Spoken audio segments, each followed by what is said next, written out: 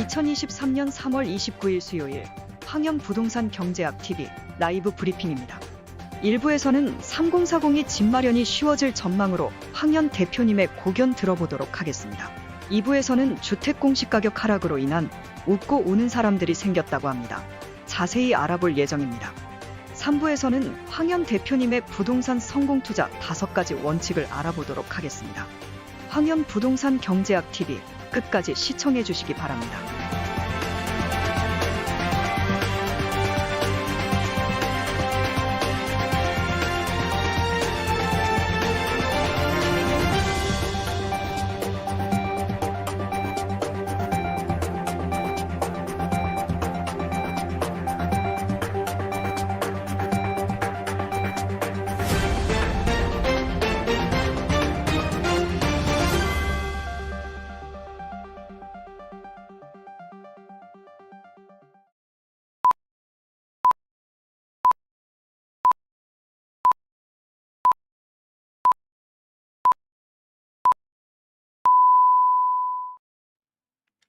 예, 안녕하세요. 부동산 경제학 더 라이브의 황현입니다. 자, 반갑습니다. 오늘 저희 오프닝이 좀 멋있죠? 예, 저희 우리 새로 오신 PD님이 아주 멋있게 만들어 주셨습니다. 저도 보고 깜짝 놀랐습니다. 예.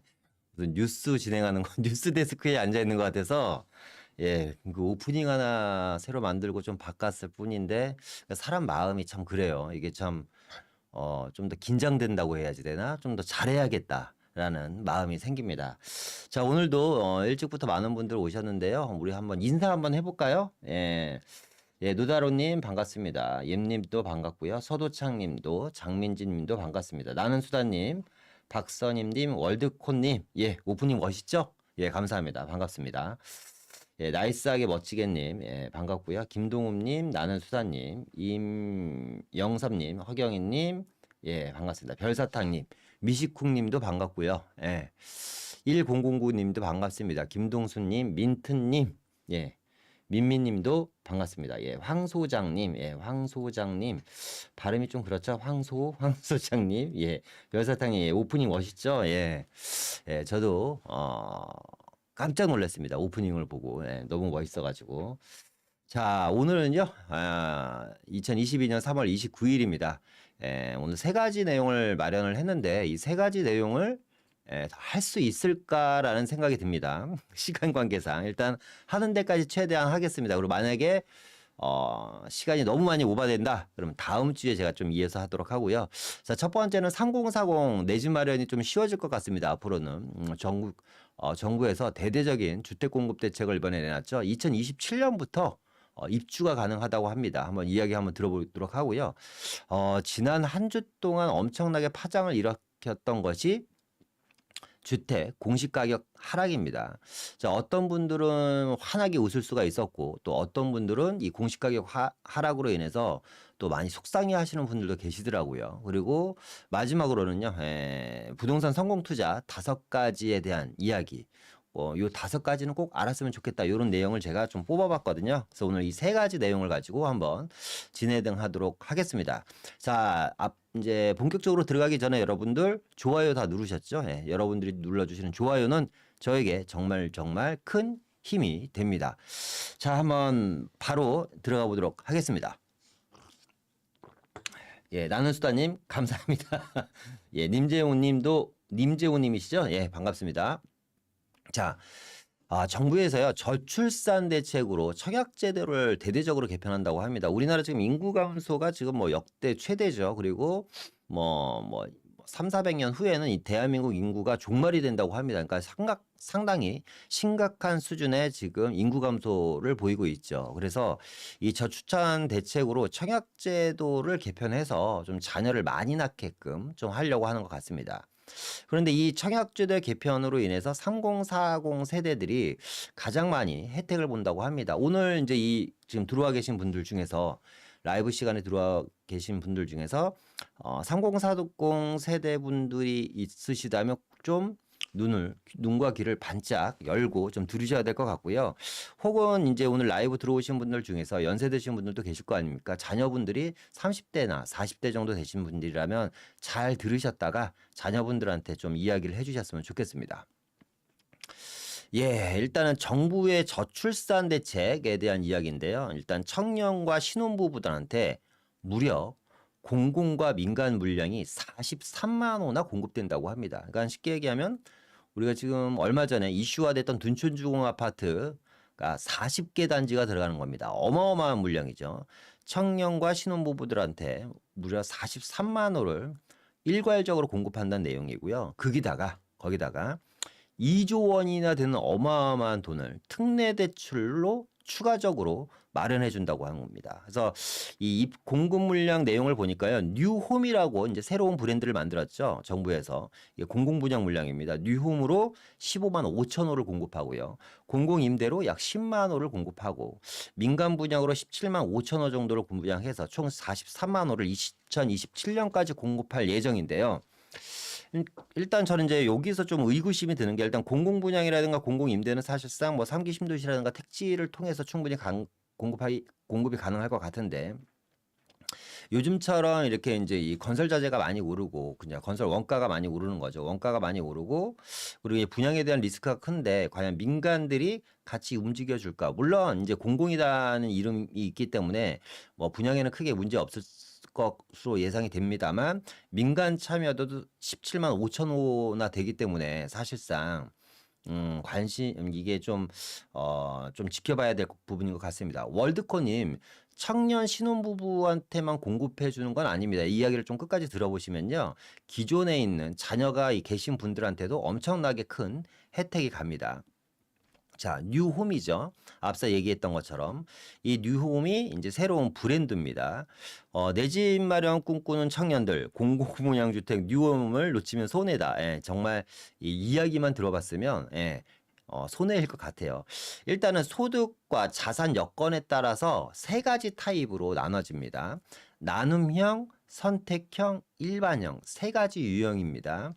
뭐 3, 40대뿐만 아니라 사실상 20대한테들도 결혼을 한 자녀가 있으신 분들이라면 반드시 관심을 가져야지 될 것 같고요. 일단 시세 대비 보니까 엄청나게 정말 저렴하게 공급하는 것 같고 일단 금리가 파격적입니다. 뉴홈 전용 모기지 지원이 1.9에서 3.0% 고정금리거든요. 이게 좀 장기 모기지이기 때문에. 그리고 기금 대출을 확대해서 신혼부부들이한테 4억까지 내 집 마련에 대한 대출을 한다고 합니다. 그러니까 내 집 마련에 대한 부담이 좀 경감되겠죠. 앞서 얘기한 이 세 가지 유형을 보니까요. 나눔형과 선택형과 일반형이 있거든요. 그러니까 나눔형 같은 경우는 말 그대로 나누는 건데 뭘 나누냐? 수익을 나누는 겁니다. 일단 이 나눔형 같은 경우는요. 일단은 기본적으로 분양가가 상당히 낮습니다. 엄청나게 저렴한 분양가로 공급을 하고요. 거기다가 20년 장기 모집 기지를 하기 때문에 사실상 뭐 내가 월세를 조금씩 내면서 사는 거나 별반 다름이 없습니다. 하지만 이거는 월세는 집주인한테 주는 거잖아요. 그런데 이 나눔형 모기지 상품 같은 경우는 내 집이잖아요. 그러니까 내 집에 적금을 내가 그러니까 잠을 자면서 그냥 적금을 하는 거예요. 그러다 보면 집값이 오르겠죠. 왜냐하면 택지지구 중에서도 이번에 인기가 좋은 지역들에 많이 들어가니까. 그런데 뭘 나누냐? 수익을 나누는 겁니다. 이게 이제 거주 의무 기간 5년 정도가 되는데요. 만약에 내가 뭐 계속 살고 싶으면 뭐 수익 안 나는 거 계속 살아도 돼요. 10년이고 20년이고 30년이고 계속 살아도 되는데 일단 입주 후 5년 정도가 되면 매도를 할 수 있는 권한이 생길 것 같습니다. 그래서 만약에 내가 이걸 매도를 하겠다. 5년 정도 살다가 매도를 하겠다고 하면 전체 수익금, 그러니까 매도 차익이죠. 차익의 30% 정도는 다시 정부에 귀속을 해야 됩니다. 그러니까 수익의 70%밖에 가져갈 수 없다. 신혼부부들한테 가장 많은 공급 물량이 할당되죠. 40%로 생애 최초 25%, 일반 공급도 20%나 측정된다고 하니까 청년층 15%니까 좀 관심을 가지셨으면 좋겠고. 그러니까 내 집 마련을 하는데 자금이 부족하신 분들한테는 저는 상당히 괜찮은 상품일 것 같다. 예전에는 이런 생각을 했어요. 우리가 부동산 투자하는 목적이 사실상 돈을 벌려고 하는 거잖아요. 말 그대로 양도 차익을 가져가려고 하는데 자, 양도 차익을 내 양도 차익의 30%를 정부한테 귀속해야 된다? 과연 이게 일반인들이 납득을 할까라는 생각을 했는데 제가 입장을 바꿔놔서 그들의 입장에서 다시 한번 생각해 보니까 절박하거나 절실하신 분들 아니면 좀 편하게 이사 다니지 않고 내 집에서 좀 자녀를 낳고 꾸준히 좀 살고 싶으신 분들한테는 이것 또한도 사실상 공급가가 저렴하다면 그리고 입주할 때 내가 내야 되는 자금이 분할로 20년씩 저리로 납부할 수만 있다면 이것도 상당히 메리트가 있지 않을까라는 생각이 듭니다. 그리고 이제 선택형 같은 경우는요.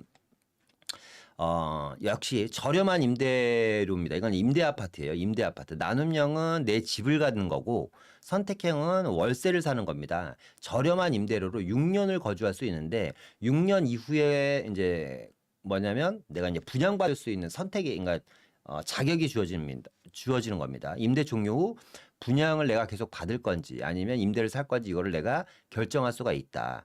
그러니까 나눔형에서 좀 소외되신 다자녀라든가 기관 추천이라든가 노부모 공급 특별 공급 같은 분들이 이제 선택형에 추가적으로 분양을 받으실 수가 있고요. 일반형 같은 경우는 말 그대로 일반 분양 물량입니다. 그런데 이제 공공공 택지다 보니까 민간 아파트 우리가 재개발이라든가 재건축으로 분양되는 물량보다는 조금 가격이 좀 저렴하겠죠. 이렇게 세 가지 타입으로 일단은 공급이 되고요. 나눔형이 제일 많이 들어갑니다. 25만 호 정도 들어가고 그리고 일반형이 15만 호, 선택형이 10만 호 정도 이제 공급이 될 예정입니다. 그래서 이 뉴홈이 과연 인기가 있을까라고 생각하시는 분들도 계실 거 아니에요. 그런데 얘가 지난달에 사전 청약을 일단 1차적으로 먼저 실시를 했거든요. 총 2,298가구 사전 청약을 진행을 했고요. 뭐 인기 좋은 지역이죠. 고양 창릉 지역이라든가 양정이라든가 강일지구라든가 남양주 진접지구 등에 2,298가구 사전 청약을 했는데 무려 경쟁률이 82.4대 1입니다. 경쟁률 82.4대 1이니까 어마어마한 거죠. 그죠? 평균 경쟁률이 15.1이었으니까 사실 우리나라는 아직까지도 사실상 내 집 마련에 대한 수요는 엄청나게 많다라는 거예요. 그러니까 주택을 조금만 저렴하게 공급을 하고 내가 그 분양가에 그러니까 분양금을 납부하는 거에 대해서 좀 길게 유예를 해주고 금리만 저렴하다면 저는 이 82.4대 1이라는 경쟁률이 의미하는 건 뭐냐면 아직도 사실상 매수 대기자들은 엄청나게 많다라는 겁니다. 근데 집 가격이 이렇게 빠졌는데도 왜 집을 안 살까요? 라고 질문하시는 분들이 계시는데 아직까지는 사실상 금리에 대한 리스크가 좀 있고 우리는 지금 현재 이 공공주택 빼놓고는 사실상 일반적으로 우리가 시장 거래를 통해서 사는 주택 같은 경우는 어쨌거나 LTV를 많이 좀 인하했다고 하더라도 DSR 적용을 계속해서 받기 때문에 원하는 만큼의 대출, 그러니까 가계 소득은 됩니다만 내가 원하는 만큼의 대출이 안 나오니까 아직까지는 좀 시장이 좀 활발하게 움직이는 것 같지는 않습니다. 어쨌거나 중요한 거는 82.4대 1이라는 경쟁률은 시장 자체에서 의미하는 상징성은 상당히 크다라고 저는 좀 해석할 수 있을 것 같습니다.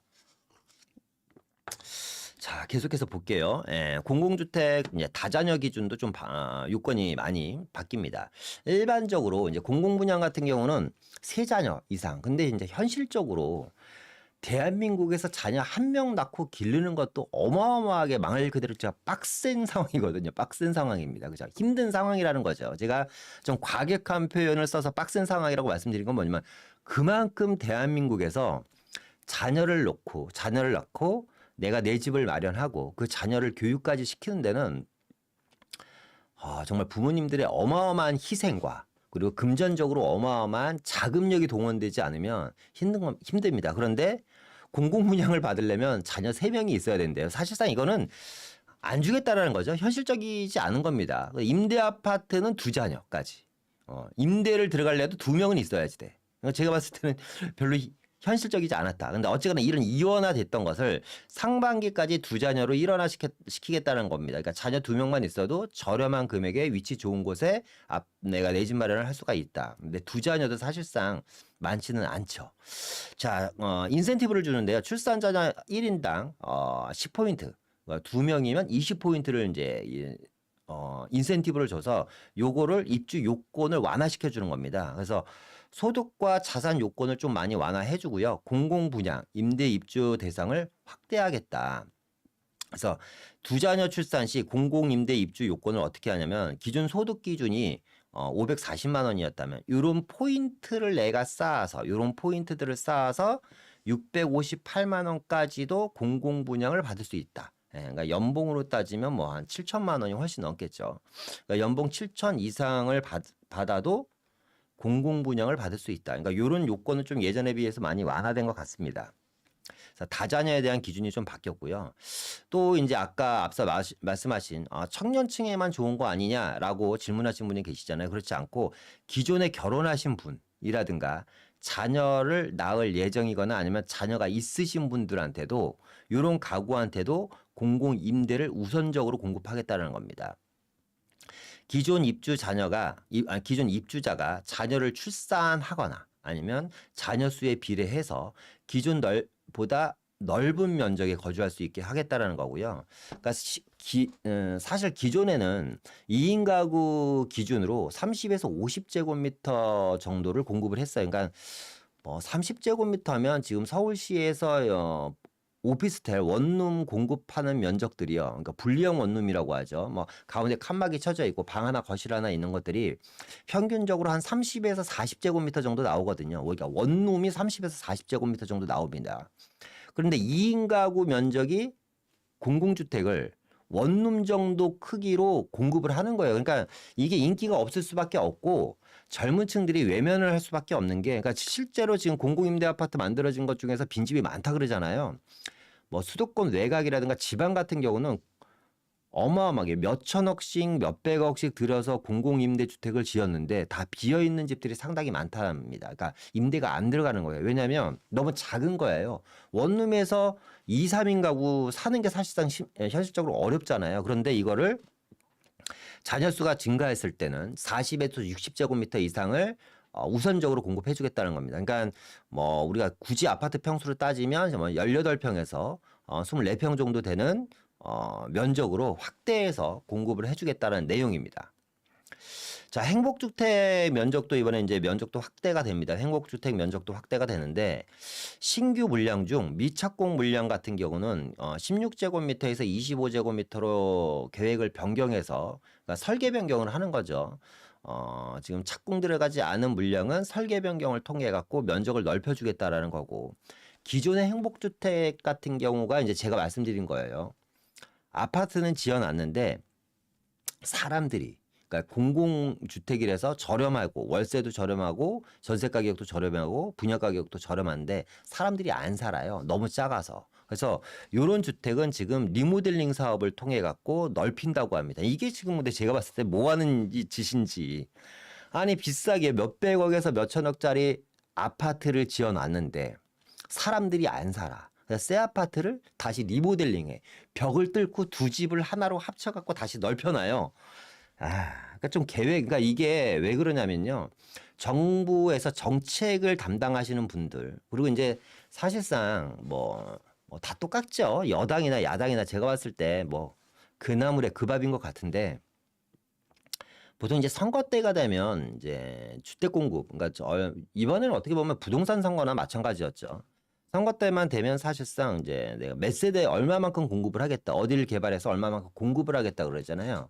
이 공급을 할 때, 그러니까 예를 들어서 뭐 오세훈 서울시장 같은 경우는 서울에 80만 호 공급을 한다고 합니다. 그러니까 뭐냐면 80만 호라는 숫자에 집착을 하다 보니까 예를 들어서 34평짜리 지을 거를 34평짜리를 10평짜리를 세 채를 지어버리면 공급 물량이 늘어나잖아요. 그러니까 뭐냐면 사람이 살 수 있는 집보다는 단순하게 내가 말로 뱉은 공약 때 뱉은 약속을 지키기 위해서 급급하게 그냥 물량을 계획적이지 않게 숫자만 채워놓는 식으로 공급을 하다 보니까 이런 일들이 사단이 벌어지는 거예요. 이런 사단이. 예. 리모델링으로 확대, 멀쩡한 주택, 새 주택을 다시 벽을 터서 리모델링을 해서 넓혀나간다. 어쨌거나 이번 정부에서 이런 건 좀 잘하는 것 같아요. 이걸 다시 지금 확대하겠다는 거고요. 세대 통합 리모델링 시범 사업을 올해부터 추진한다고 합니다. 예, 무슨 오래된 아파트 재건축 못해서 리모델링 하는 것도 아니고 새로 지은 아파트를 리모델링 사업을 통해 갖고 다시 넓혀 놓겠다. 그런 이야기인 것 같아요. 어쨌거나 해국주택 면적도 확대가 된다. 자, 이쯤에서 이제 저희가 출산율을 한번 좀 보려고 하는데요. 지금 보시면 출산율이 사실상 상당히 심각합니다. 2016년에 여자 한 명이 평생 동안 1.17명을 낳는데요. 여성 한 분이 2016년도에는 평생 1.17명을 낳는데 지금 2022년 현재 그러니까 작년 기준으로 여성 한 분이 평생 동안 0.78명을 놓는 거니까 안 낳는 거죠. 그죠? 0.78명. 그러면 여자 두 명이 이제 여자 두 분 정도가 자녀 한 명 정도를 낳는 겁니다. 그러니까 정부에서 이런 다자녀라든가 이런 공급 대책을 내놓는 이유가 뭐냐면 자녀를 많이 낳았으면 좋겠다. 그죠? 출산율을 높이기 위해서. 근데 과연 주택 공급으로 출산율을 올릴 수 있을까라는 생각은 듭니다. 2021년 기준으로요. 연령별 출산율을 보니까 가장 출산율이 높은 나이가 30세에서 34세랍니다. 이게 76명으로 가장 높았고요. 30대 후반이 43.5명, 20대 후반이 27.5명, 40대 초반, 그러니까 뒤로 갈수록 사실상 출산율은 떨어지겠죠. 그러니까 어쨌거나 30대 초반이 가장 높은 출산율을 보여왔어요. 그러다 보니까 이런 공공주택 같은 데에서 소외됐던 게 뭐냐면 20대나 40대들이 사실상 많이 소외됐고 30대 후반들도 많이 소외됐었던 거거든요. 그러니까 앞서 제가 30대, 40대 중반들이 이제 30대 후반이나 40대 중반들이 가장 큰 혜택을 볼 수 있다고 말씀드린 게 그러니까 자녀 30대랑 40대랑 조건이 같아지는 겁니다. 이번 이 공공임대 그러니까 청약제도 개편으로 인해서. 그러니까 이런 분들이 좀 혜택을 볼 것 같고 연령별 자녀 수를 보면 20대가 이제 한 명, 그러니까 45세에서 뒤로 갈수록 연령별 자녀 수가 2018년 기준으로 1.93명으로 점점 늘어납니다. 그래서 정리를 해보면 어쨌거나 30대 중반에서 40대 중반의 연령대 혜택이 가장 크지 않을까. 이 분들은 이번에 정부에서 마련한 이번 정권 안에서 마련한 이 공공주택 사업 세 가지 타입이 있다 그랬죠. 나눔형, 일반형, 그리고 아까 뭐였죠? 또 갑자기 기억이 안 나네. 선택형. 이 세 가지 중에 잘 선택하셔서 이번 기회에 어떻게 보면 저렴한 금액에 내 집 마련을 할 수 있는 기회가 되지 않을까라는 생각이 듭니다. 꼭 관심을 갖고 여러분들이 도전을 해보셨으면 좋겠어요. 초등학생 한시의 집. 비카프리오님, 예, 현실적인 이야기를 하셨네요. 예. 그렇죠. 저도 이제 자녀를 기르는 사람 입장에서. 자, 그런데 이제 저는 이 정부에서 이번에 나온 이 내용을 다 읽어봤는데요. 자료를 읽어봤는데요. 제 나름대로 좀 의문점이 좀 생겼어요. 여러분들이 좀 공감하시는지 한번 제 이야기를 들어보시고 한번 생각해 보셨으면 좋겠습니다. 특별 공급 평형을 넓힌대잖아요. 그러니까 그동안 너무 좁아서 많이 외면했으니까 평형을 넓힌대요. 그럼 이 특별 공급 평형이 넓어지면 이 분양가가 당연히 인상이 될 겁니다. 지금 아시겠지만 건축비는 지금 계속해서 올라가고 있잖아요. 그죠? 올해보다는 내년 건축비가 비쌀 거고 상반기보다는 하반기 건축비가 비쌀 수밖에 없습니다. 뭐 인플레이션을 떠나서라도 일단 자재값이라든가 건설비 자체가 인건비부터 계속해서 올라가기 때문에 그러면 일단은 저렴하다고는 하지만 기존보다는 높은 분양가를 과연 그분들이 감당할 수 있을까라는 좀 이런 생각이 들고요. 자칫 잘못하면 자본력이 있는 젊은 세대들한테만 혜택이 돌아가지 않을까라는 개인적인 생각이 듭니다. 그러니까 많은 사람들한테 좀 혜택을 주려고 만든 제도이고 이 청약제도 개편이 그동안 집이 좁아서 많은 사람들한테 외면을 받아서 집을 넓히려고 지금 하고 있습니다. 그러니까 공급하는 평형들이 넓어지는 거죠. 그럼 당연히 자재값이 올라가고 분양가가 인상될 텐데 이 높은 분양가를 감당할 만한 사람들이 과연 많을까라는 생각이 들고요.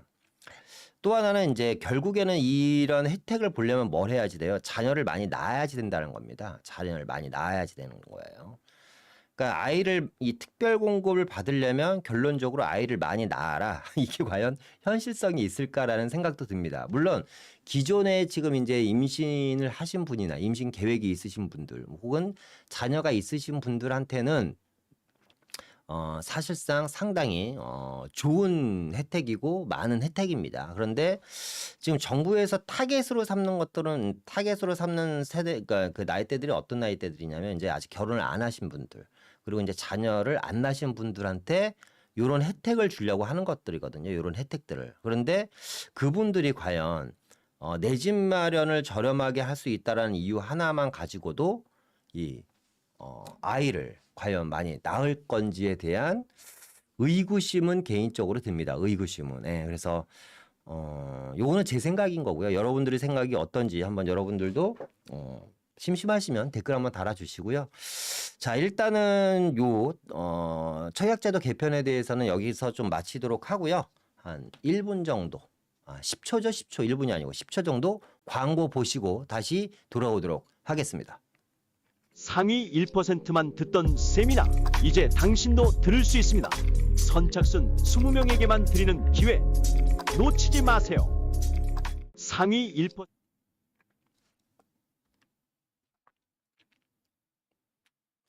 예, 광고 잘 보셨죠? 예, 일단 매주 목요일과 토요일입니다. 목요일과 토요일 1시에 저희 랜드스타 에셋 사무실에서 강의실에 했었죠. 사무실이 아니라 여러분들한테 세미나를 해드리고요.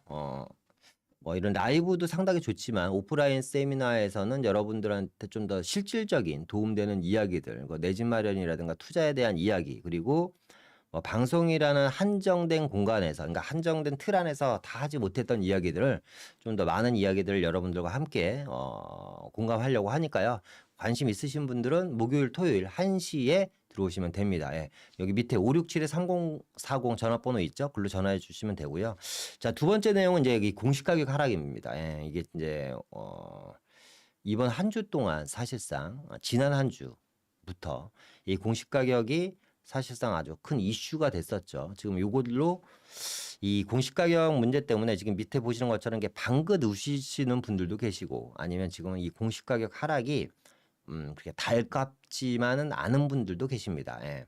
공시가격 하락으로 좋으신 분들도 계시지만 공시가격 하락으로 인해서 마냥 좋지만 않은 분들도 계십니다. 자, 어떤 내용인지 한번 보도록 하겠습니다. 자, 공동주택 공시가격이 전년 대비 변동률을 보면 이번에 어마어마하게 떨어졌죠. 큰 폭입니다. 그러니까 2006년도에 가장 큰 공시가격 상승률을 보이 22.2%면 이때도 어마어마한 거거든요. 사실상 부동산 가격 가장 폭등기였죠.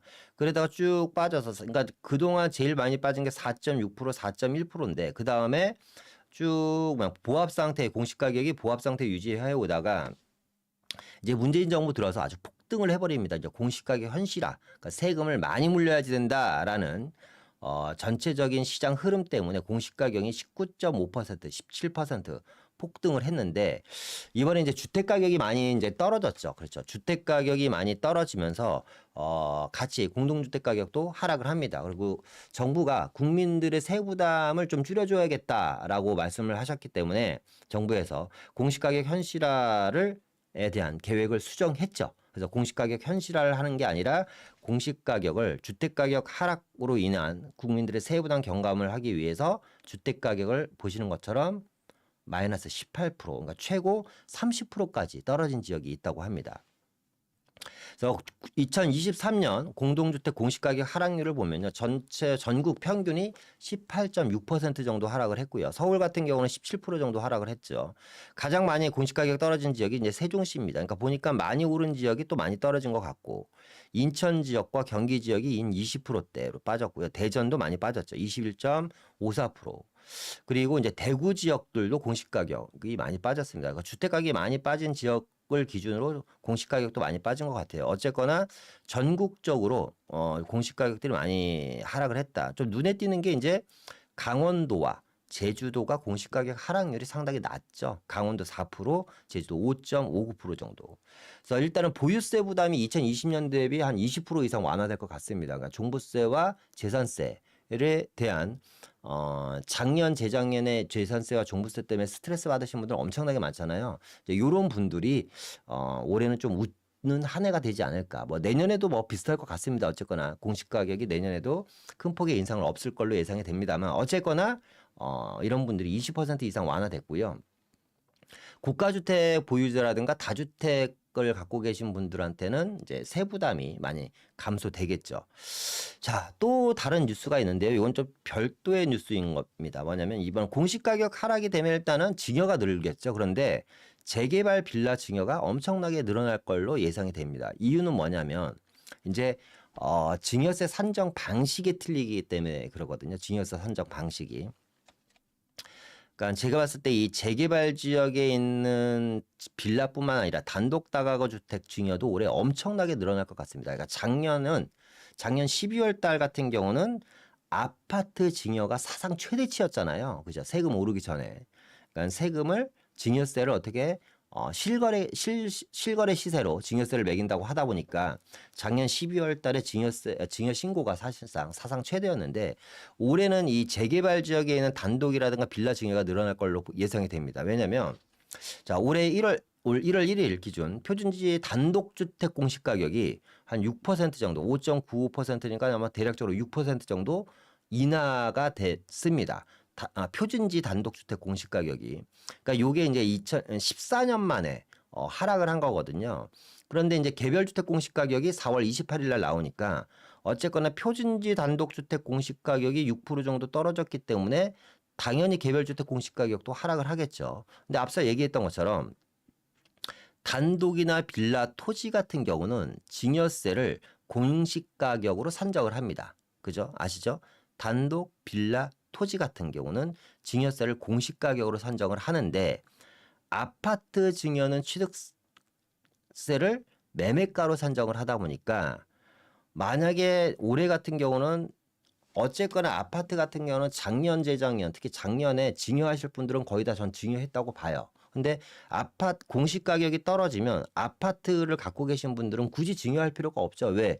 세금이 줄어들거나 나왔던 세금이 이제 앞으로 안 나올 텐데 그러니까 증여를 했던 이유는 뭐냐면 말 그대로 보유세 때문에 증여를 한 거거든요. 근데 공시가격이 떨어지니까 아파트 증여는 제가 봤을 때 상당히 많이 줄어들 걸로 보입니다. 왜? 세금이 하락을 했으니까 증여를 할 필요가 없겠죠. 근데 만약에 매매가가 추가적으로 계속 지금보다 더 하락을 한다면 그때는 증여가 될 가능성도 높다고는 봐요. 왜?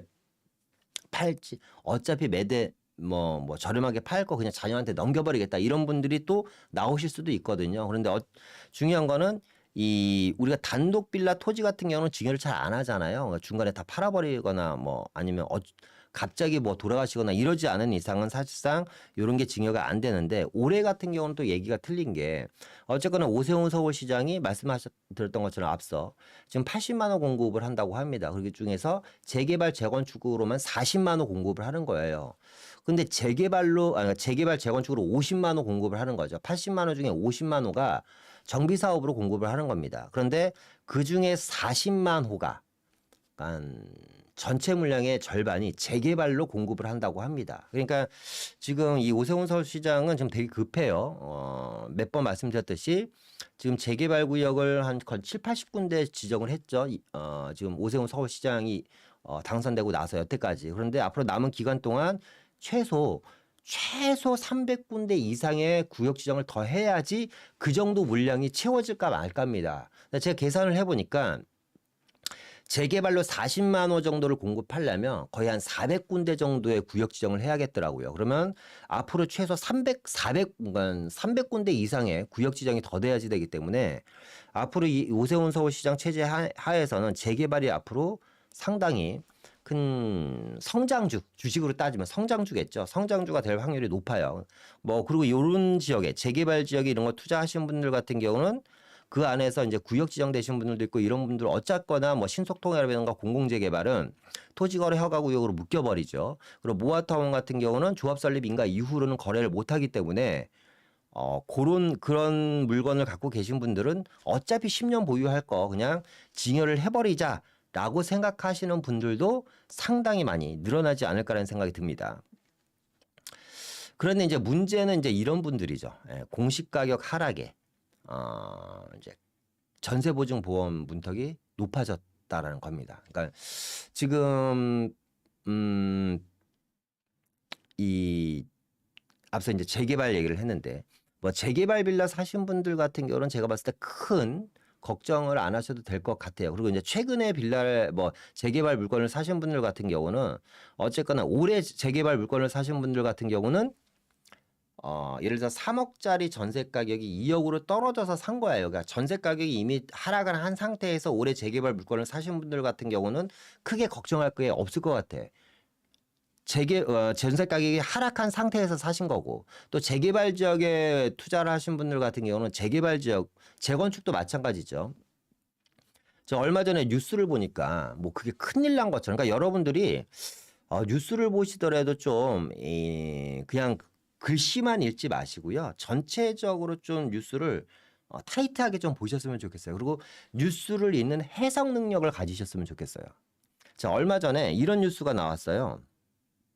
서울시 아파트 전세가율이 50%로 떨어졌다. 50% 미만인 로 떨어졌다는 거죠. 서울시 아파트 전세가율이 50% 미만으로 떨어졌다는 거예요. 자, 그런 뉴스가 나오면 헤드라인만 보면 야, 서울 아파트 전세가 난리 났구나 이렇게 생각하실 수도 있는데 서울 아파트 전세가율이요 60% 70%인 곳들이 아직까지도 있습니다. 그런데 50%로 떨어진 지역을 보니까 어느 지역이냐면 강남, 송파, 그리고 여의도, 그리고 목동, 그리고 이제 노원 이런 지역 5개 지역이 근데 과천이 있구나. 경기도 과천까지 총 6개 지역입니다. 이 6개 지역의 특징이 뭐냐면 여러분들 다 재건축 단지들이에요. 그러니까 재건축 단지들은 원래 재건축에 강남의 전세가율 최고점이 57%였습니다. 57% 전세가율이. 예, 57%. 그러니까 강남 같은 데 재건축 아파트는 원래부터 전세가율이 60%를 안 넘어요. 그런데 50% 미만으로 떨어진 게 마치 큰일 난 것처럼 전체인 것처럼 그렇게 뉴스를 호도하는 것도 사실상 저는 좀 문제라고 보는데 어쨌거나 뉴스를 보더라도 좀 전체 그러니까 헤드라인만 보지 말고 좀 안을 들여다보셨으면 좋겠다는 말씀을 좀 다시 한번 드리고 싶고 이 전세보증보험 문턱이 지금 많이 높아져서 앞서 얘기한 것처럼 재개발 투자하신 분들 같은 경우는 크게 걱정하실 것 같지는 걱정 안 하셔도 될 것 같은데 문제는 이제 최근 한 3, 4년 동안 빌라가 상승장이었잖아요. 빌라가 엄청나게 거래량이 폭발하면서 상승장이었고 이제 그러다 보니까 이제 갭 투자로 이제 투자하신 분들이 많으세요. 그냥 단순하게 시세 차익만 보시고 그러니까 개발지에 투자하신 분들은 괜찮을 것 같은데 제가 봤을 때 개발이 안 되는 지역 특히 수도권에 있는 빌라 투자하신 분들이 그냥 그런 분들이 많겠죠. 그죠? 서울 안에서도 그런 지역들이 많고 그런데 이제 공시 가격이 이렇게 하락한 것도 문제인데 앞서 얘기한 것처럼 전세보증보험 가입 기준을 강화하다 보니까 지금 이 빌라 전세는요. 전세보증보험 안 들으면 전세 안 들어갑니다. 아시죠? 안 그래도 전세 가격이 뚝뚝 떨어지는데 5월부터요. 허그 전세보증보험 전세가율이 100%에서 90%로 떨어집니다. 그러니까 무슨 얘기냐면 100을 잡아주던 것을 90%밖에 안 잡아준다는 거고요. 공시가격 반영률도 150%에서 140%로 이제 하락을 합니다. 이게 좀 복잡한 내용이죠, 여러분들. 그냥 간단하게 이야기해드리면,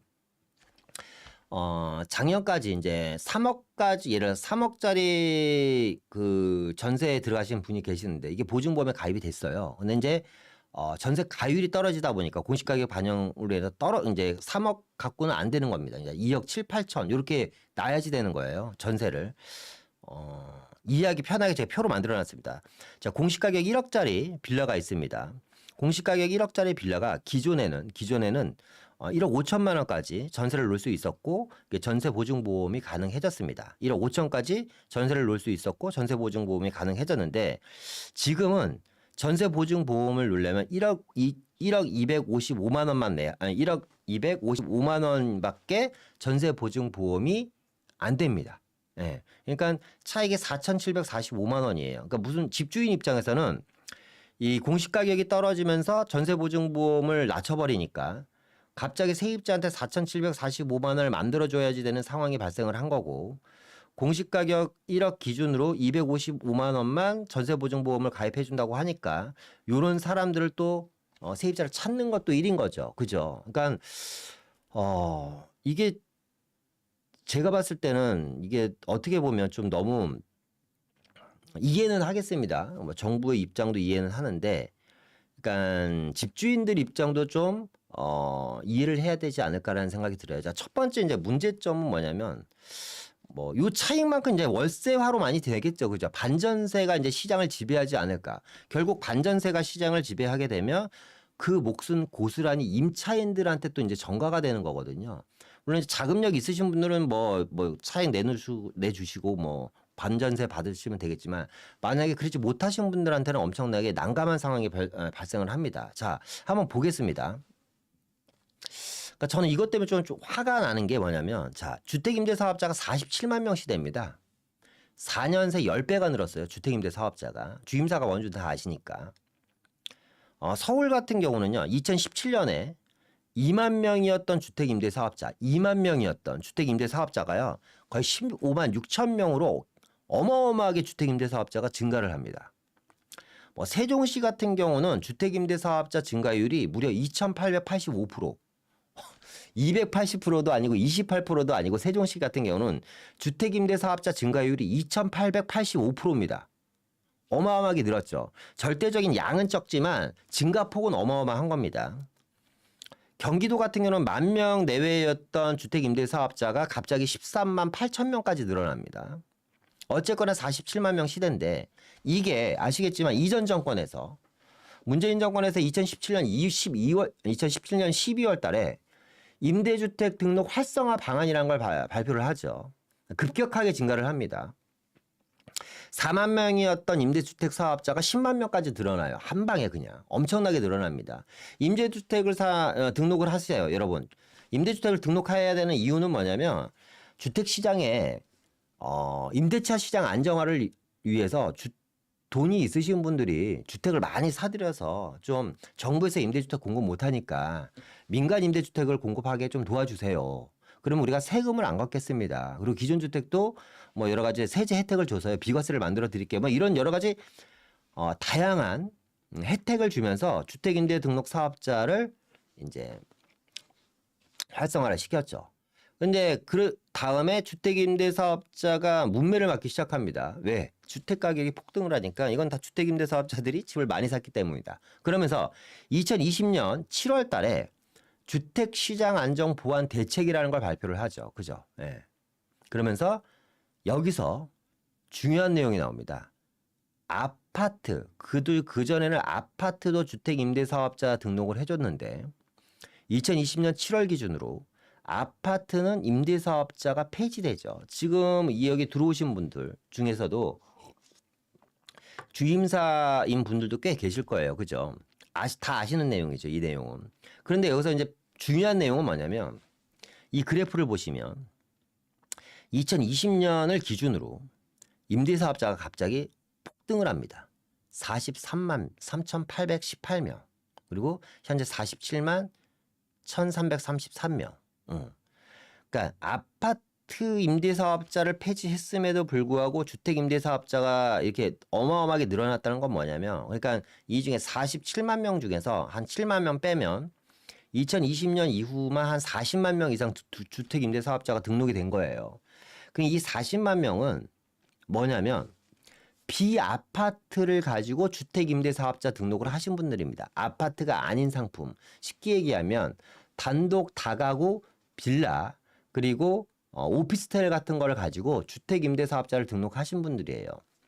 비율로 따지면 오피스텔보다는 빌라가 비율이 훨씬 더 높습니다. 주택 임대사업자 등록하신 분들이. 왜냐하면 그 이후부터 본격적으로 공공재개발이라든가 신속통합 이런 것들이 나왔기 때문에, 신속통합은 그 이후에 나왔지만 어쨌거나 공공재개발이라든가 정부에서 역세권 활성화 뭐 기타 등등으로 해서 재개발에 대한 이슈를 계속해서 풀어버렸기 때문에 어차피 재개발 한 10년 보고 투자할 거, 자녀 명의로라든가 내 명의로 나중에 가져갈 거 그냥 주택임대사업자 등록해서 좀 몇 개 사놔야겠다, 이런 분들이 임대도 저렴하게 놓으면서 주택임대사업자 등록을 하신 거예요. 그러면 이런 식으로 된다면 이렇게 지금 작게는 몇 천만 원에서부터 많게는 몇 억까지 전세 보증금을 돌려줘야 되는 분들이요.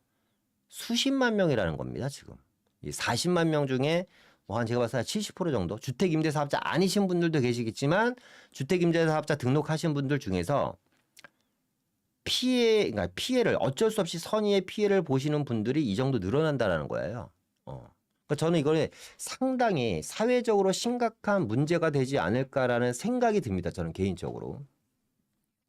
뭐 여기 해당되지 않으신 분들은 뭐 내일이 안 와서 내일이 아니래서 뭐 상관없다 이렇게 생각하실 수도 있는데 이게 다 문제가 생기면요 우리가 낸 세금으로 싹 다 메꿔야 되는 거예요. 싹 다.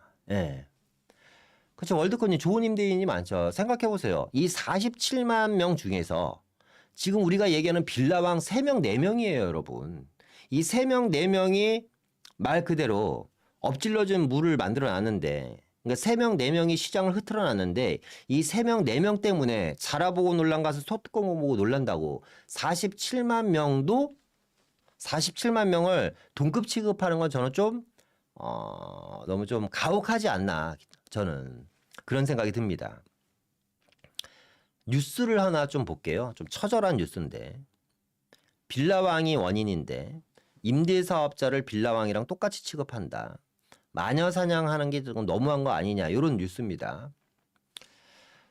뉴스에 이런 이제 인터뷰 기사가 있어요. 자신을 40대 후반 주임사라고 소개한 A 씨는 10일 기자한테 모든 비아파트 주택 임대사업자가 범죄자며 사기꾼입니까? 라는 제목의 메일 한 통을 보내왔습니다. 제가 이제 간단하게 줄인 거예요. 원래 뉴스 내용이 엄청나게 긴데 A 씨는 최근 전세 사기가 터지면서 전세를 준 주임사들이 사기꾼 내지는 범죄자 취급을 당하고 있다. 앞서 얘기한 것처럼 주택 임대사업자가 47만 명입니다. 예. 그중에 지금 사고 친 사람이 4명이에요. 4명. 예. 집을 구하려는 세입자들도 불안감이 커지고 있고 빌라 전세 거래가 완전히 멈춘 거나 다름이 없는 상황이 지속되고 있다. 예. 세입자들도 불안하고 집주인도 불안합니다.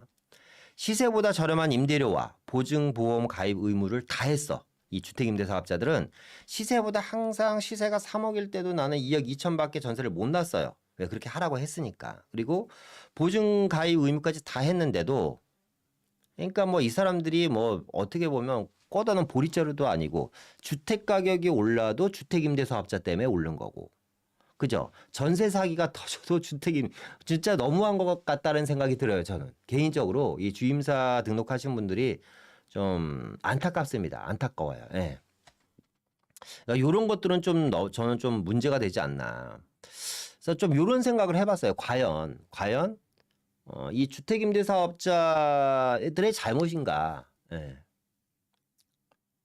그러니까 전세 가격이 왜 올랐죠, 여러분? 전세 가격이 최근 2, 3년 동안. 그래요. 질병 사태 때문에요. 돈을 엄청나게 풀었어요. 그 질병이 터지면서 전 세계적으로 돈을 엄청나게 풀었죠. 우리나라도 마찬가지입니다. 그러니까 돈이 시중에 남아 돌아요. 그러니까 전세 가격이 오르고 집값도 오르는 거죠.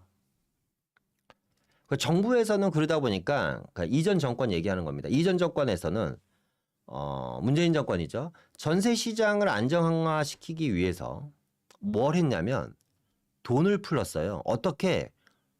거의 공짜나 다름없는 저금리의 전세자금 대출을 엄청나게 풀었습니다. 왜? 전세 시장을 안정화시키기 위해서. 그러니까 무슨 얘기냐면 멀쩡히 월세 살던 사람들도 다 전세로 돌아가 버리는 거예요. 월세를 살 필요가 없는 거야. 왜? 거의 뭐 커피 한 잔값, 한 달에 커피 몇 잔만 안 먹어도 전세를 살 수 있는데 금리가 낮다 보니까. 그죠? 거기다가 전세금의 80%까지 대출했잖아요. 그러니까 뭐 내가 2억짜리 전세 살고 싶으면 내 돈 4천만 원만 있으면 2억짜리 전세 삽니다. 그리고 1억 6천만 원 대출 받는데 뭐 금리 뭐 1점 몇 프로, 2% 이렇게 해준 거예요, 그냥. 거기다가 임대차 3법을 또 도입했죠. 임대차 3법. 예. 임대차 3법으로 계약갱신 청구권 등등 해가지고 이런 급격한 전세가 상승이 일어났었습니다. 예. 그러니까 뭐 지나간 것을 뭐 얘기하면 뭐 합니까만은 제 생각에는 어쨌거나 정말 양의 탈을 쓴 나쁜 임대인들도 있어요. 그죠? 근데 그런 분들이 100명 중에 1명, 1000명 중에 1명 정도 되는데, 우리가 알고 있는 이 임대인들은 대부분 우리의 이웃이고 친척이고 가족이고 형제일 수도 있거든요. 근데 47만 명이나 되는 이런 임대인들이 과연 다 잘못한 것일까? 뭐 이렇게 얘기하시는 분들도 계실 수도 있어요. 야, 그거 어쨌거나 니네 돈 벌라고 산 거 아니냐? 맞죠? 돈 벌라고 산 거죠. 그렇죠? 근데 우리가 이렇게 생각해 볼까요? 사람이 태어납니다. 우리는 자라요. 그리고 초등학교 교육을 받고 중학교 교육을 받습니다. 그러니까 대학교를 들어가죠. 군대를 갔다 옵니다. 남자는. 아니면 여자는 군대를 안 갔다 오겠죠. 근데 초등학교 6년, 중학교 3년, 고등학교 3년, 대학교 4년이죠. 16년입니다. 대학원까지 가면 한 20년입니다. 그리고 이제 이거 교육비가 어마어마하겠죠. 뭐 한 5억, 10억 이렇게 나갈 겁니다. 우리가 20년 동안 5억, 10억씩 들이면서 교육을 왜 받습니까? 직장 다니려고 받는 거예요. 직장 다니려고. 직장은 왜 다녀요? 좋은 직장을 왜 다니죠? 돈 벌려고 하는 겁니다. 그죠? 그게 우리가 사는 목적입니다. 왜? 사람이 사는데 반드시 필요한 게 자본이니까. 맞잖아요. 그런데 투자를 하는 데는 여러 가지 방법이 있어요. 비트코인을 사시는 분들도 계실 거고 주식을 사시는 분들도 계실 거고 저 같은 사람은 주식은 1도 안 합니다. 뭐만 하냐? 부동산 투자만 해요. 부동산 투자만. 예. 부동산 투자를 하시는 분들도 계세요. 그리고 뭐 광물을 사시는 분들도 계시고 금을 모으는 부신도 계시겠죠. 그죠? 그러니까 결론은 뭐냐면 돈을 벌려고 한 행위 맞습니다. 근데 그게 잘못된 아니 그게 잘했다 잘못했다를 논할 일은 아니라는 거죠. 어쨌거나 여기 계신 분들 임대인들 중에서는 노후를 대비해서 뭐 투자를 하신 분들도 계실 거고 자녀를 위해서 투자하신 분들도 계실 겁니다. 분명히 나의 미래, 불확실한 미래를 위해서 선의로 투자하신 분들도 계실 텐데 그런 분들한테는 지금 이런 내용들은 너무 가혹하지 않나, 너무 가혹하지 않나라는 생각이 듭니다. 개인적으로. 예. 그래서 이 공시가격 하락이 마냥 기쁜 것만은 아니다. 그래서 좀 요런 좀 정리를 해보면 급격한 이런 제도 변경 이게 좀 피해가 커질 수도 있지 않을까. 왜냐하면 지난 2월입니다. 지난달 2월에 전세 보증금 사건 사고가 1121건이 일어났습니다. 그러니까 피해 금액만 2,542억 원. 보증금 미반환 사고입니다. 역대 최고치를 기록했습니다. 제가 앞서 말씀드렸죠. 이거 누구 돈으로 메꿉니까? 우리 세금으로 메꾸는 거예요. 세금으로. 네. 그러니까 글쎄요. 쥐를 몰 때는 제가 알기로는 출구를 좀 마련해주고 몰라고 좀 배운 것 같아요. 저는. 근데 우리 임대인들이 쥐는 아니잖아요. 그죠? 그러니까 조금 너무 출구 없이 하루아침에 모든 걸 막아버리면 이게 좀 문제가 생길 수 있지 않을까라는 생각이 들고요. 예. 그러니까 빌라 전세 공포가 이제 점점 증가하면 집주인도 마찬가지지만 세입자들도 공포가 커질 겁니다. 월세와 반전세가 앞서 얘기한 것처럼 증가하겠죠. 그럼 세입자들한테는 사실상 유리한 상황은 아닌 거고 요거를 그나마 지금 시점에서 완화할 수 있는 건 뭐냐면 보증금 반환 목적의 DSR을 완화해 주는 것 정도가 저는 이거를 좀 어느 정도 무마시킨다는 표현보다는 그래도 DSR 완화, 보증반금 반환 목적으로 쓰이는 돈에 대해서만 DSR 완화 정도만 시키더라도 사실상 좀 어느 정도 숨통은 해결되지 않을까라는 생각이 듭니다. 예. 그렇죠. 우리 조우님. 예전에는 보험가입, 보증보험가입 의무가 없었죠. 거기 이제 임대차 3법 하면서 이제 그런 게 다 생긴 거죠. 예. 요때 다 생긴 겁니다.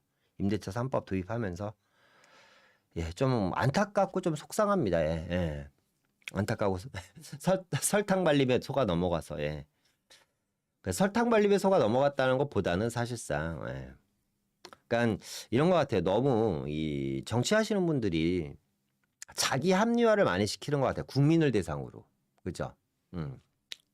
어떨 때는 이게 흰색일 수도 있고 정치하시는 분들 입장에서는 이게 검은색일 수도 있는 게 정치인 것 같아요. 예, 뭐 이 유튜브에서 너무 정치 얘기를 하면 또 노란 딱지 붙으니까 좀 자중을 해야겠죠. 그래요. 그래서 오늘은 벌써 시간이 이렇게 돼서 원래 요 얘기까지 좀 하려고 했는데요. 요 얘기 요거는 제가 다음 주에 이어서 좀 같이 하도록 하고요. 오늘은 좀 여기서 좀 마치려고 합니다. 예. 많은 분들 오늘 좀 들어오셨는데 채팅 좀 읽어보면서 또 궁금하신 거 개인적으로 있으시면 좀 질문해 주시면 여러분들과 한 10분 정도 소통하고 좀 마무리해 주실까 합니다.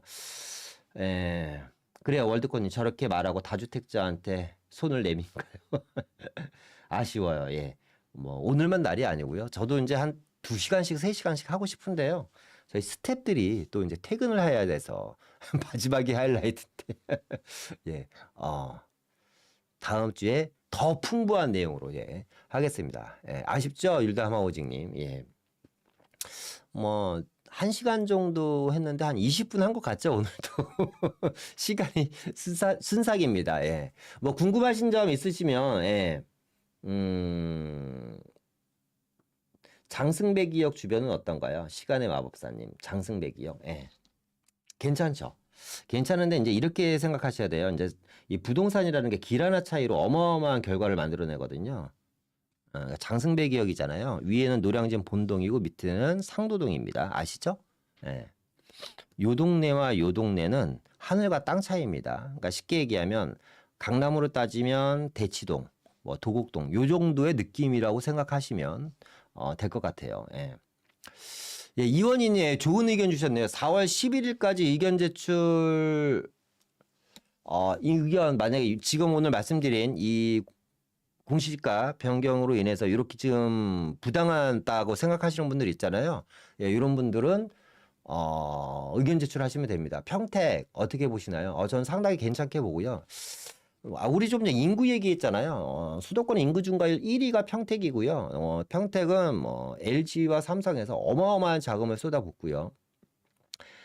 거의 판교에 버금가는 지역이 되지 않을까 평택은. 저는 개인적으로 그렇게 생각합니다. 여러분 음성은 잘 들리시죠? 네, 음성은 잘 들리실 걸로 생각됩니다. 우리 저출산 해결 방법? 우리 PD가 갑자기 질문을 했습니다. 저출산 해결 방법, 예, 애를 많이 낳아야죠. 월드컵님 동호함을 가지고 있는데 남성 고도 제한이 풀리면 집가 상승은 뭐 당연하죠. 뭐 그거는 뭐 질문이 의미가 없지 않나요? 집가 고도 제한 풀리면 집가 상승이 당연히 있을 것 같고요. 제가 다음 주에 그거 한번 보여드릴까? 제가 이제 얼마 전에 서울시 정비과에서 공문서를 하나 받았어요. 이게 뭐냐면 남성 고도 제한에 대한 의견 조사입니다. 그러니까 지금 남산 주변에 그러니까 저는 이제 남산 주변에 제가 주택을 몇 개 보유하고 있는 게 있어요. 뭐, 그러니까 중구 쪽에 보유를 하고 있는데, 그러니까 중구에 보유하신 분들도 있고 용산구에 보유하신 분들도 계시는데 아마 후암동에 투자를 하셨으면 혹시 정비과에서 혹시 공문 안 받으셨나요? 지금 후암동 같은 경우도 아마 정비과에서 공문이 내려왔을 텐데, 그러니까 남산 고도 제한 완화에 대한 주민 의견 조사를 하고 있거든요. 그게 이제 12월 달에 끝나요. 12월 달에 용역 조사가 끝나면 아마 내년 정도에 고도 제한이 풀리지 않을까라고 저는 조심스럽게 생각이 듭니다. 고덕동보다 암사동이 입지가 그러니까 입지에 대한 기준이 뭔지는 모르겠습니다만 고덕동과 암사동은 좀 틀리죠. 당연히 고덕동이 조금씩 좋고요. 고덕 명일동 같은 경우는 일단 학군 지역이잖아요. 학군 지역이고 새 아파트가 많고 그리고 대단지들이 많고 고덕 비지밸리가 바로 북쪽에 있고 그러니까 암사동이 조금 더 뭐 강남이랑 가깝다. 그래서 뭐 그렇게 생각하실 수 있는 것 같은데 고덕동이 훨씬 더 상급지입니다. 예. 월드컵님 가져가야 할지 말아야 할지 월드컵님 후암동 글쎄요 저는 뭐 가져가라 말아라고 말씀드리기는 애매하고요. 그러니까 내 기준이 뭔지가 제일 중요한 것 같아요. 여러분들이 투자를 하실 때 제발 막연하게 투자를 하지 마세요. 누가 어디 좋다 그래서 투자하거나 야 이거 사는 그냥 막연하게 돈이 될까라고 이렇게 생각해서 투자를 하지 않으셨으면 좋겠어요. 그냥 내가 좀 어느 정도 기준 내가 이거를 적어도 몇 년 정도는 보유해야겠다. 물론 그 기준은 바뀌실 수도 있습니다. 왜냐하면 내가 5년 정도만 보유하려고 그랬는데 갑자기 이 지역이 개발이 된대. 그래서 5억 하던 게 같이 8억, 9억, 10억 뛰어요. 그럼 더 가져가야겠죠. 근데 기본적으로 용산 같은 데는요. 2, 3년 보고 투자하실 거면 안 하시는 게 맞아요, 여러분. 그리고 지금 너무 많이 올랐기 때문에 2, 3년 기다려서는 돈 안 됩니다. 최소 7, 8년 이상, 6, 7년에서 7, 8년에서 10년 정도를 바라보고 투자를 하시는 게 맞지 않을까라는 생각이 들고요. 동호암동 1구역인지 3구역인지 모르겠습니다만 만약 1구역이나 3구역 정도에 갖고 계시는 거라면 저는 좀 더 따뜻하게 좀 시간을 갖고 보유를 하시는 게 어떨까라는 생각이 들어요. 그 후암동 같은 경우는 꼭 남산 고도 제한이 아니더라도요. 다른 방식으로도 충분히 개발되지 않을까라는 생각이 듭니다. 예, 월드컵님 좀 제 이야기가 저의 답변이 도움이 되셨길 바라겠습니다. 예, 예. 자 그러면 한 10초 정도 우리가 광고 한번 다시 한번 보고 오겠습니다. 상위 1%만 듣던 세미나 이제 당신도 들을 수 있습니다. 선착순 20명에게만 드리는 기회 놓치지 마세요. 상위 1%만 듣던 세미나 이제 당신도 들을 수 있습니다. 선착순 20명에게만 드리는 기회 놓치지 마세요. 상위 예, 세미나, 매주 목요일, 토요일입니다. 1시, 저희 랜드스타에스의 강의장에서 진행을 하는 거고요. 앞서 말씀드렸던 것처럼, 이 라이브에서 다 하지 못했던 이야기, 그리고 한정된 이 온라인이라는 공간에서 하지 못했던 이야기, 좀 더 진솔하고 솔직하고 대담한 이야기를 여러분들한테 투자라든가 내 집 마련에 도움이 되는 직접적인 이야기들을 이번 세미나 때 저희가 같이 매주 일주일에 2번 정도 진행을 하니까요. 관심 있으신 분들은 이 567-3040으로 전화 주시면 감사하겠습니다. 예, 꼭 오시고요. 만약에 오신 분들이 거의 도움이 많이 되세요. 예, 무료입니다. 그래서 뭐 계속 친구분들을 모시고 오시고 이런 분들도 계시는데 어쨌거나 꼭 예약을 하셔야 됩니다. 저희가 계속해서 예약이 빨리빨리 마감이 되기 때문에 전화를 하시면 그 세미나에 들어오실 수 있는 날짜를 아마 알려드릴 겁니다. 예, 벌써 시간이 다 돼가네요. 예, 오늘도 많은 분들이 오셨는데요. 예, 마지막으로 여러분들한테 좋아요 한번 눌러주셨으면 좋겠다라는 말씀을 드리고요. 여러분들이 눌러주는 좋아요는 저한테 큰 힘, 저뿐만 아니라 저희 모든 스태프들한테 큰 힘이 됩니다. 예, 아직까지 안 눌러주신 분 계시면 눌러주셨으면 좋겠고요. 최강 전선 고고님 세미나 참석하고 싶네요. 예, 꼭 한번 와 보세요. 예, 여러분들한테. 그리고 오시면 제가 최강 전선 고고입니다라고 한번 인사 한번 해주셨으면 좋겠습니다. 미식국님은 참 오래 전부터 저희와 함께 하셨던 분이시죠. 감사합니다. 짱짱아님. 이태원동 빌라는 어떻게 보시나요? 이태원동 뭐 나쁘지 않은데요. 개인적으로 이제 만약에 이제 아까 이제 후암동 얘기했잖아요. 그냥 저 개인적인 생각입니다. 모든 사람들이 뭐 저랑 틀릴 수도 있어요. 개인적인 생각을 말씀드리면, 그러니까 이태원동과 만약에 후암동을 단적으로 놓고 좀 비교를 해볼게요. 그러면 이제 이태원이 입지가 훨씬 좋죠. 뭐 한남뉴타운 인접해 있고, 그죠? 그런데 개발에 대한 가능성을 보면 좀 후암동이 조금 더 높지 않을까라는 생각이 듭니다. 이유는 뭐냐면, 그러니까 이태원동이 나쁘다는 얘기 아니에요. 이태원동에 단독주택을 갖고 계시던, 다가구 주택을 갖고 계시던, 상가 건물을 갖고 계시던, 빌라를 갖고 계시던, 무엇을 갖고 계시던 간에 이태원에 있는 부동산 가격은 계속해서 오를 겁니다. 우상향으로 갈 겁니다. 왜? 어쨌거나 용산에 있는 지역이고 이태원 같은 경우는 용산 안에서도 세계적인 관광 자원들이 몰려있는 지역이고요. 또 용산 공원과 인접해 있잖아요. 그리고 아래쪽에는 한남뉴타운이라는 어마어마한 단지들이 들어가 있기 때문에 이태원동이 입지는 정말 좋습니다. 그런데 문제는 뭐냐면 입지가 좋은 것과 재개발이 되는 거. 그러니까 어떻게 보시나요라고 여쭤본 거는 이태원동이 좋냐 나쁘냐를 물어보신 건 아닐 것 같아요. 이 동네가 개발에 대한 가치가 있냐 없냐 이걸 여쭤보신 것 같아요. 근데 이태원동 같은 경우는 제가 봤을 때 재개발에 대한 가치는 상당히 희박하지 않나라는 생각이 들어요. 그러니까 쉽게 얘기하면 이런 거죠.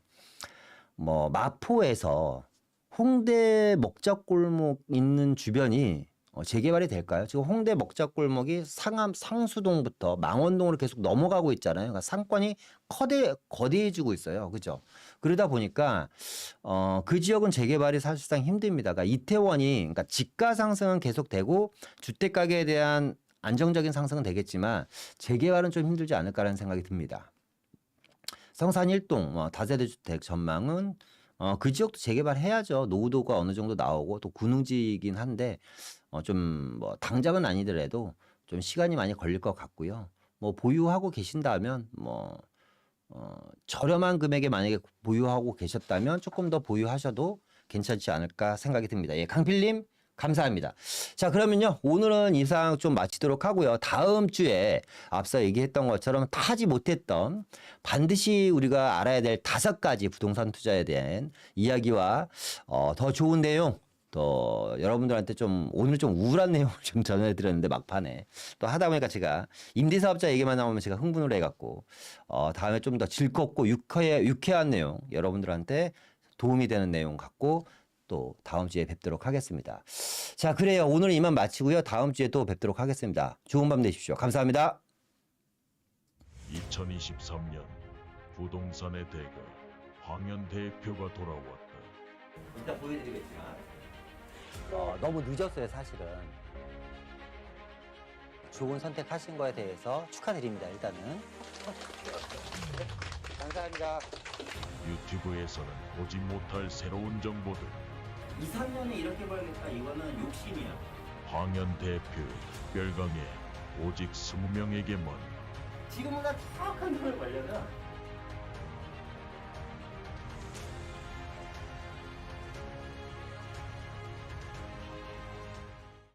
2023년 부동산의 대가 황현 대표가 돌아왔다. 이따 보여드리겠지만 너무 늦었어요. 사실은.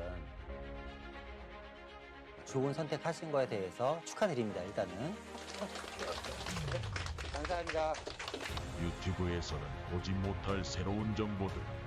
2, 3년에 이렇게 벌겠다. 이거는 욕심이야. 황현 대표 별강에 오직 20명에게만. 지금보다 정확한 돈을 벌려면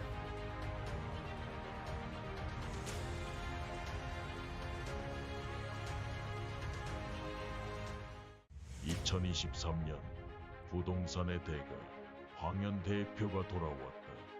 이따 보여드리겠지만 너무 늦었어요. 사실은. 좋은 선택하신 거에 대해서 축하드립니다. 일단은.